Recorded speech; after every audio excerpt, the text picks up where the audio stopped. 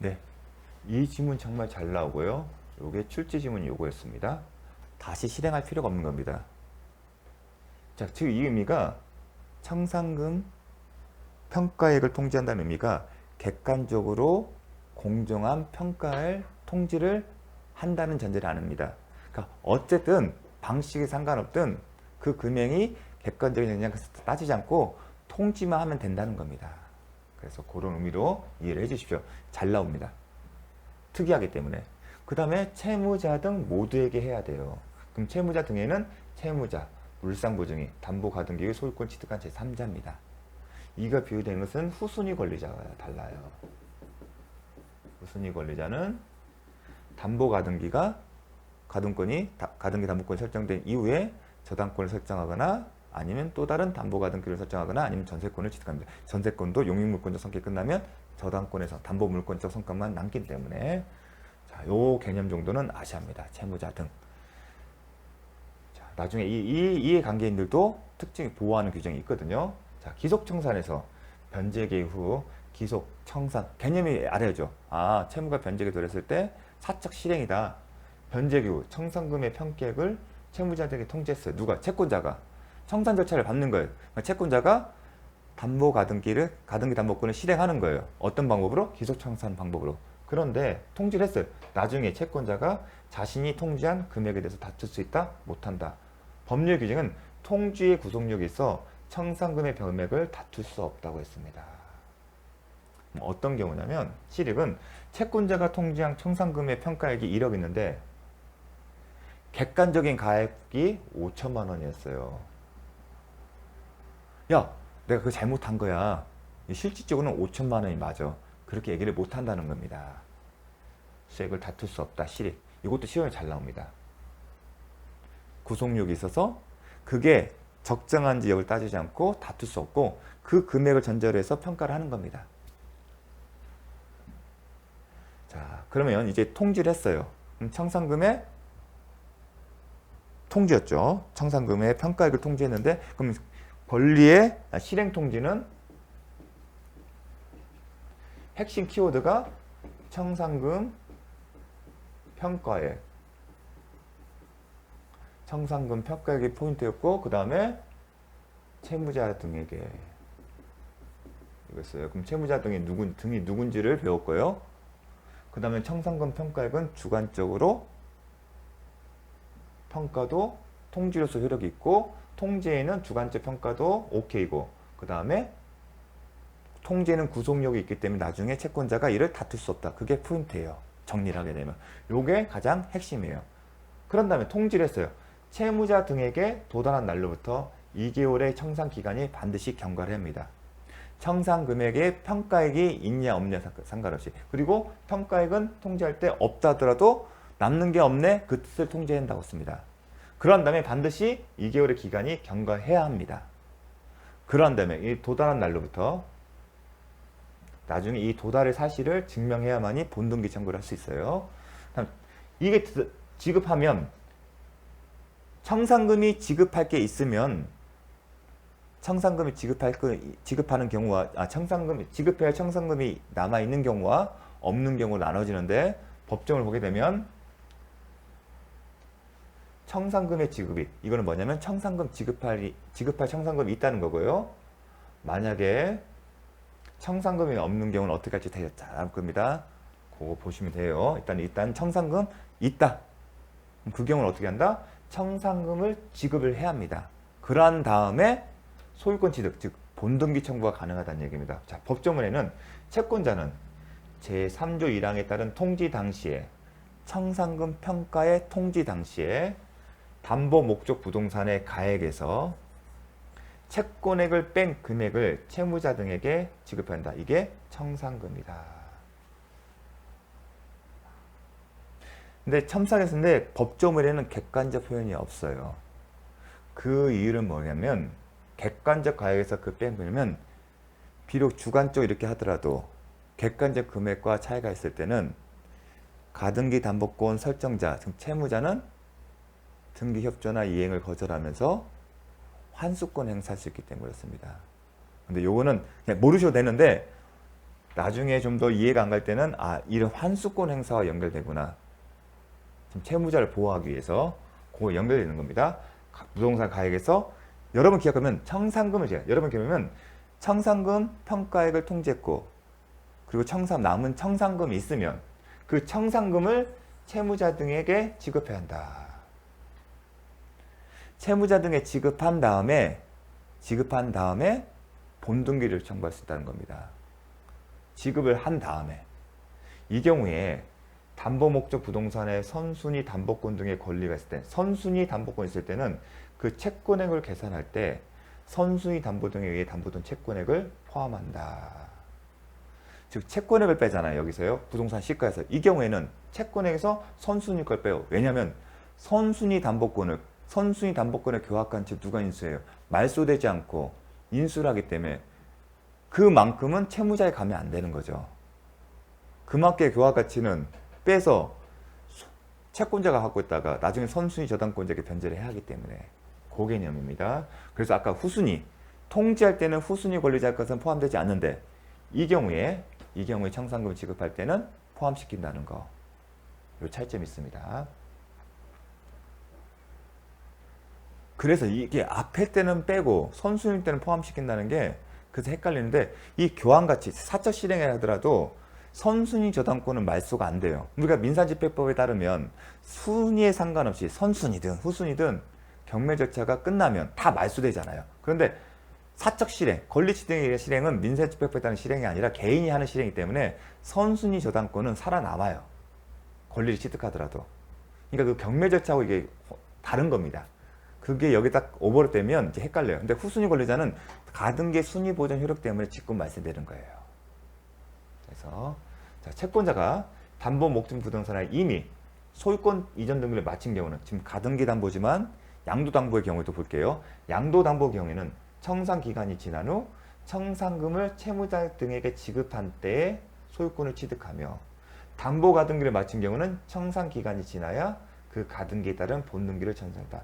청산 기간이 지나서 청산금을 지급해야 그때 가서야 본등기를 청구할 수 있고 양도담보 기준은 청산금을 지급한 때야 비로소 소유권을 취득한다. 별도로 이전 등기 할 필요 없죠. 이전 등기는 됐지만 이러한 절차를 거쳐서 청산금을 지급한 때에 취득하는 거지 이게 아니면 비록 등기부상 소유자 하더라도 소유권 취득하지 못하는 겁니다. 그래서 확정적으로 전국적으로 소유권을 취득한 게 아니기 때문에 제3자가 아니다라는 표현이 나온 겁니다. 명의신탁 약정할 때. 자, 청산금이 없는 거. 청산금이 없으면 청산 기간이 지난 후 청산금이 있으면 청산 기간 지난 후 청산금을 지급한 때 소유권을 취득하거나 아니면 본등기 청구할 수 있지만 청산금이 없을 때는 청산 기간이 지난 후에 곧바로 가등기에 기한 본등기를 청구할 수 있다. 청산금을 정리를 한 겁니다. 그래서 청산금이 없는 경우에는 청산 기간이 지난 후에 곧바로 가등기에 본등기 청구할 수 있고 양도담보는요. 청산 기간이 지난 후에 담보 목적 부동산의 소유권을 취득한다. 이렇게 나오죠. 그럼 청산금이 있는 경우는 어떻게 정리하죠? 청산 기간이 지난 후 청산금을 지급하거나 청산금을 공탁해야 본등기를 청구할 수 있고 이때 가등기 담보권자의 본등기 청구권과 목적물 인도 청구권과 채무자 등의 청산금 지급 청구는 동시 이행 관계에 있다. 동시 이행 관계 때문에 거절할 수 있는 겁니다. 동시 이행 관계 있으면 채무자들은 나는 청산금 지급 받기 전까지는 못 줘. 그래서 요게 중요하겠죠. 그래서 지급한 때 할 수 있다는 얘기는 상대방에게 이행 지체를 자신의 채무를 이행을 하거나 이행을 제공해야만이 청구할 수 있기 때문에 그래서 요 표현까지 이 동시행 관계까지 이미 동시행 관계 했을 때 봤었습니다. 법조문에서 동시행 관계 인정하기 때문에 요 내용 그래서 청산금이 없는 경우와 있는 경우는 구분해서 잘 기억을 해주십시오. 요 부분은 암기를 하셔야 합니다. 처음에 힘들겠지만 청산금이 없는 경우는 청산기간이 지난 가등기 담보 때는 청산기간이 지난 후 청산금이 없는 경우는 곧바로 가등기한 본등기를 청구할 수 있고 양도담보는 그 시점에 소유권을 취득한다. 반대로 청산금이 있는 경우에는 청산기간이 도가 후 청산금을 지급하거나 지급에 가는 게 공탁이죠. 공탁을 한 때 본등기 청구를 할 수 있고 아니면 소유권을 취득한다. 그리고 이들의 관계는 본등기 청구권에 대응하는 게 뭐죠? 대가관계가 청산금 지급이잖아요.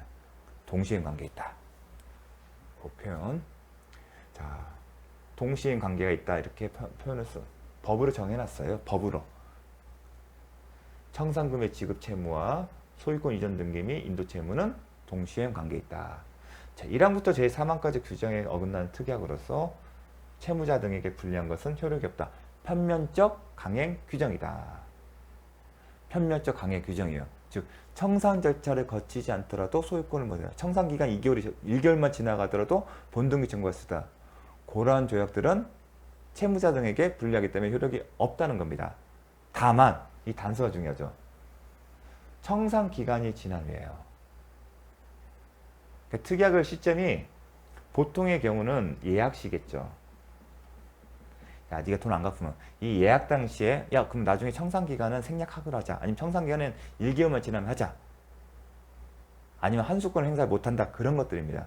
그런 것들은 채무자 분에게 효력이 없는데 이 예약에 따라서 별도 특약을 안 정했어요. 그러다가 청산 기간이 도가 됐어요. 청산 기간이 끝났어요.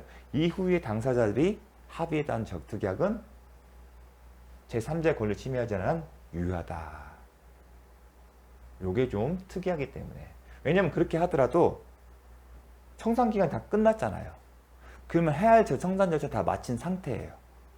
그런 상태에서 당사자가 이제 청산금 있으면 그 청산금을 주고 받는 그 관계만 남은 거예요. 그런 상태에서는 그런 당사자는 굳이 이렇게 당사자 정한 특약에 대해서 이의를 제기해서 오히려 3자의 권리만 중요한 거지. 3자의 권리를 침해하지 않은 법에서는 유효하다. 그러니까 이게 포인트입니다. 이 특약과 관련해서는 지난해 특약에서는 3자의 권리를 침해하지는 유효하다. 설사 채무자 등에게 불리하더라도. 그래서 시험에 나온다면 이게 나오겠죠. 청산 기간이 지난 후에 행해진 특약은 설사 채무자 등에 불리하더라도 제3자의 권리를 침해하지 않은 유효하다. 그게 시험 포인트입니다. 자, 또 중요한 건 자, 가등기담보에서 청산 절차를 거치겠어요. 자, 어떻게 했죠? 실행 통지를 하고 채무자 등에게 실행 통지를 하고 채무자는 그 실행 통지에 도달한 날로부터 2개월의 경과, 청산 기간이 경과한 다음 청산금이 없으면 그 기간이 도가하면 곧바로 청산금이 있으면 청산금을 지급한 때 본등기 청구를 할 수 있어요. 그래서 이런 절차를 거쳐서 본등기를 해야만 효력이 있는데 그러한 청산 절차 위반한 본등기는 설사 이루어졌다 어쩌다 무효이다. 효력이 없다는 겁니다. 효력이 없기 때문에 채무자는 아직 효력이 없기 때문에 청산금 채권을 변제받을까지 전액 변제하고 무효인 본등기 말소를 청구할 수 있다. 환수권. 환수권 있었죠? 아까 환수권 잠깐 살펴봤는데 볼게요.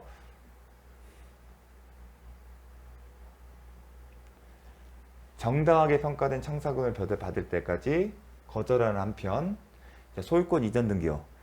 자, 이 환수권은 지금 전제가 뭐냐면 소유권 이전 등기가 이루어지기 전이에요. 아직 본등기가 되기 전이라면 돈 갚고 말소를 청구할 수 있다는 겁니다. 그런데 지금은 등기가 됐어요. 등기가 됐어요. 본등기가 됐잖아요. 그럼 못할 것 같지만 이 등기가 청산 절차에 비해서 효력이 없는 거예요. 그러면 사실상 등기가 없는 경우나 마찬가지예요. 그렇게 취급한다는 거예요. 그렇게 봐도 무방하죠. 효력이 없으니까.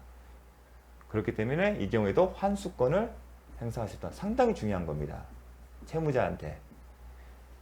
이 사적 실행에서 이 공정성이 객관성이 담보되지 않는 이 절차에서 채무자 보호하는 방법은 이 환수권이에요. 결정적으로. 선택권을 주는 거잖아요. 네가 이게 싫으면 그냥 돈 갚어. 자, 본등기 같은 중요한 것은 이거예요. 제3자 보호이죠. 그런데 이 제3자 보호예요. 청산 절차 위반해서 본등기에서 무효해요. 그런데 원칙적으로는 무효이기 때문에 이 사람은 물권 변제 효력이 없고 그럼에도 불구하고 이 사람이 처분하게 되면 처분 권한이 없기 때문에 무효가 돼요. 또한 부동산에 대해서는 공신력이 없어요. 그래서 계속 소유권 넘어가더라도 소유권 취득하지 못해요. 하지만 법에서는 거래안전 보호에서 제3자 보호가 중요합니다. 본등기가 무효더라. 그런데 이 경우에는 선의에 우리가 부동산 실명법 할 때는 선악 불문하고 제3자였어요. 계약 해지할 때도 제3자였어요. 근데 107조 의사표시 하자일 경우에는 선의 제3자, 가등기 담보법도 선의 제3자가 제 거래안전 거래한 자 보호하기 염려합니다. 부동산 신명법은 선악불문인데 가등기 담보법은 선의 제3자. 이런 식으로 통으로 외우셔야 합니다. 딱 그 이상은 벗어나질 않습니다. 107, 108, 109, 110 선의 제3자 보호 규정. 계약 해제는 제3자의 권리에 제하지 못한다. 선악불문. 부동산 신명법 어떻게 된다? 선악불문. 가등기 담보법은 선의 제3자. 이렇게 세트로 기억하십시오. 그 본등기 터잡은 소유권을 취득하면 본등기 됐잖아요. 그 본등기의 경유에서 소유권을 취득하면 채무자 등은 더 이상 채권자를 상대로 본등기의 말소를 청구할 수 없다. 이 경우 가등기 담보권은 소멸한다. 즉 본등기가 경유인데 무효이다 하더라도 무효인 본등기의 경유에서 제3자가 소유권을 취득하면 더 이상 가등기 담보권 소멸하고 그 다음에 말소를 청구할 수 없습니다. 채무자 등은. 요 내용도 잘 기억을 해 주십시오. 선의 제3자 보호 규정에 따라서. 이 법리는 자, 본등기가 됐잖아요. 그래서 이 본등기에 신뢰해서 저당권을 설정할 수 있고 그 저당권에 따라서 경매 절차를 진행할 수 있잖아요. 그래서 제3자가 경락인일 수도 있어요. 경락인이 본등기의 무효인 사실을 알지 못한 채 매수한 경우, 매수, 입찰해서 낙찰받은 경우에도 마찬가지로 적용된다. 자, 그런 경우 있죠. 경락인이 충분히 그렇지 않습니까? 이 본등기에 따라서 저당권을 설정하고 그 저당권 실행에 따라서 경매 절차가 진행이 되고 그래서 낙찰자가 소유권을 취득한 입찰을 해서 최고 입찰자가 돼서 경락 허가협정 받아서 경락대금 납부하면 소유권 취득하지 않습니까? 그러한 경우에도 그 낙찰자가 그 매수인이라는 경우 낙찰자입니다. 낙찰자가 선인 경우 즉 이 본등기가 가등기 담보법에 정한 청산 절차를 위반한 본등기라는 사실을 몰랐다면 마찬가지로 소유권을 취득하고 그 내용입니다. 선의 제3자란 채권자가 적법한 청산 절차를 거치지 않고 담보 목적 부동산에 관한 본등기를 마쳤다는 사실을 모르고 그 본등기에 기터잡아 소유권 이전 등기를 마친 자입니다. 여기까지는 뭐 크게 알 필요는 없어요. 여기까지는 반드시 아십니다. 가등기 담보권 소멸하고 선의 3자가 소유권을 취득하기 때문에 더 이상 본등기 말소를 청구할 수 없다. 자, 심화학습인데 선의 3자가 소유권을 취득하면 대법원 판례가 이런 얘기했어요. 반사적 효과로서 무효인 채권자 명의의 책 본등기가 등기를 마친 시점으로 소급하여 확정될 거고 무슨 얘기냐면 이 청산 절차 위반 등기가 무효예요. 그런데 선의 3자가 뭘 한다? 소유권을 취득하면 이 본등기가 유효가 아니라 유효가 된다는 얘기예요. 언제부터? 소급해서 무효인 본등기를 마친 시점부터. 그런데 이러한 법리를 판시한 예가 없어요. 저 선의 제3자 규정에서 이러한 내용을 판시한 예가 없어요. 좀 독특해요. 이 경우에는 이 본등기에 따른 무효인 본등기가 유효하게 된다는 거예요. 그렇기 때문에 가등기 담보권 소멸하는 이건 설명하기는 쉽죠. 그런데 이론적으로는 되게 논쟁의 소지가 있습니다. 그래서 채무자 등은 본등기를 마칠 시점으로부터 소급하여 청산금 채권 취득한다. 이런 심화학습으로 21년에 최초거든요. 21년도에 이와 관련해서 최초로 언급한 판례예요. 그런데 요게 독특해요. 선의 제3자가 소유권을 취득하면 무효인 본등기는 유효하게 된다는 게 되게 독특한 법리예요. 그런 동시에 청산금 채권을 취득 대신에 가등기 담보권자는 채권을 취득한 것으로 마무리된다. 담보권은 소멸되고 이런 어떤 독특한 법리 때문에 이 부분이 시험에 나올 수밖에 없어요. 근데 여기는 심화학습을 쓴 이유는 되게 어려운 내용이에요. 독특한 법리예요. 이렇게 반사적 효과로서 없어진다. 이 중간자가 이런 경우는 없습니다. 진정한 소유자가 그 전에 배웠잖아요. 부동산 신명법일 때는 진정한 법률자가 소유자가 제3자가 선악불모 제3자 소유권 취득하면 그 반사적으로 진정한 소유자인 법률상 소유자가 소유권, 지금 매도인이었죠. 매도인이 소유권을 상실한다. 반사적으로. 그건 배웠는데 지금 뭐예요? 진정한 소유자가 아니잖아요. 왜냐하면 등기 효력이 없으니까 물권배도 효력이 발생하지 않잖아요. 근데 반사적으로 유효하게 물권자, 소유자가 아닌 사람이 소유자가 되는 겁니다. 이게 독특합니다. 선의세 3자 규정에서 이런 얘기가 나온 경우 없어요. 즉 그 나중에 법률 관계는 그 사람이 소유자가 아니라는 전제에서 소유권 침해 등 그런 이유로 불법행위나 손해배상 청구 등이 이제 나오는데, 이 경우는 이렇게 되면 유효하게 소유권 취득하기 때문에 소유권 침해가 안 돼요. 희한하게. 그래서 청산금 채권만 취득한다는 얘기가 나오지 않을까 싶은데, 그건 제 개인적 생각입니다. 그래서 요게 좀 독특한 논리예요. 다만 수험생 입장에서는 좀 어려운 내용입니다. 그래서 심화학습이라고 표현을 썼습니다. 자, 담보 목적물의 과실수취권. 자, 청산기간이 딱 끝났어요. 청산기간이 끝났어요. 청산기간이 있으면, 청산금이 주고 있겠으면 이제 매매된 금 생각돼요. 청산금이 있다고 한다면 매매된 청산금을 줘야만이, 지금 매매대금에 상하는 돈을 줘야만이 이전 등기와 목적물을 인도한다. 583조. 매매대금의 과실과 목적물 점유에 대한 과실을 한 사람에게 몰아주지 않는다. 특별한 사정이면. 그거와 이제 연장해서 생각하는 건데, 시험이 이렇게 나왔어요. 청산금 지급할 필요 없는 경우에, 청산금을 지급할 필요한 경우에 그 목적물 점유에 대한 과실 수취권 누구한테 있는지가 쟁점이 된 거예요. 그럼 아직 청산기간 도과에 따라 아직 채무자는 아직 주치는 목적물 점유를 인도 않거든요. 그걸 전제하는 건데, 대법원 판례가 청산금을 지급할 필요가 없이 청산 절차 종료. 청산 절차 필요가 없다는 얘기는, 이게 청산기간이 도과하면 곧바로 뭘 할 수 있죠? 채권자는 가등기한 본등기 청구하거나 아니면 양도담보했던 그때 소유권 취득한 경우에, 그 경우에는 공평한 관념에 비춰볼 때 그때부터의 담보 목적물의 과실수취권 누구한테 있다? 채권자에게 기속한다. 583조의 과실과 목적물에 대한 점유에 따른 과실과 대금의 이자에 상당하는 과실은 한 사람에 몰려주지 않는다. 특별한 사정이 없나. 그런 관념을 생각하시면 됩니다. 자, 채권자가 채무자에게 담보권 실행을 통지한 후부터, 그럼 실행 통지는 이때죠. 통지하고 통지가 도달하는 날부터 2개월이 지나야죠. 그런데 지금 어떤 시점이죠? 통지를 한 후부터는 과실수취권이 채권자 기속한다? 그렇지 않죠. 언제부터? 청산기간을 기준, 도과를, 그리고 청산금을 지급할 필요 없는 것. 대법원 판례 내용입니다. 담보 목적 과실수취권은 공평의 관념에 따라 이론적으로 판단하는 거지 법 규정은 없어요. 그래서 공평의 관념, 법 규정이 없으니까. 어떤 기준을 한다? 청산기간. 청산금이 없을 때 이런 표현이 나온다는 거예요. 청산금이 있으면 청산금을 지급받을 때까지는 여전히 각자겠죠. 청산금을 매매대금으로 생각하시면 됩니다. 거기는 좀 어려울 수도 있는데, 좀 만약에 궁금하셨으면 매매된 거로 생각하고, 그 이자는 어떻게 되지? 이자 매매대 청산금 안 줬으면 그 이자는 갖고 있으니까 한 사람한테 기속시키지 말자. 또 동시인 관계 있잖아요. 또 그래서 그렇게 좀 연상을 해주십시오. 그래서 시험은 청산기간이 도과되는데 청산금을 지급할 필요 없는 경우를 전제로 해서 대법원 판례가 있었다는 거. 그래서 이 기준이 아니라면 당연히 잘못된 지문입니다. 자, 잠시 쉬었다가 보도록 하겠습니다.